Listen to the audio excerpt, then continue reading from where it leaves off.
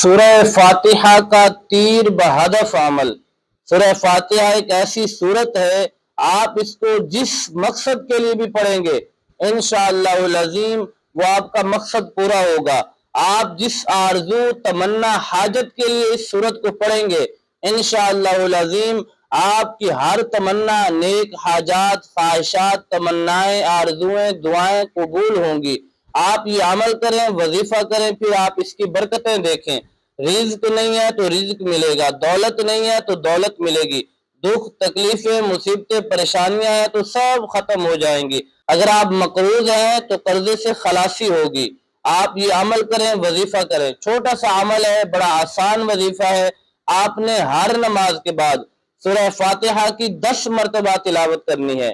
10 مرتبہ سورہ فاتحہ پڑھنے کے بعد آپ اللہ تبارک و تعالیٰ کی بارگاہ میں دعا کریں، انشاءاللہ العظیم اللہ تبارک و تعالیٰ سورہ فاتحہ کی برکت سے آپ کی ہر دعا قبول فرمائے گا، رزق، دولت عطا فرمائے گا، مال، پیسہ عطا فرمائے گا، آپ کی ہر دعائیں، تمنائیں، آرزویں پوری ہوں گی، اور پھر دکھ، تکلیفیں، مصیبتیں، پریشانیاں ختم ہو جائیں گی۔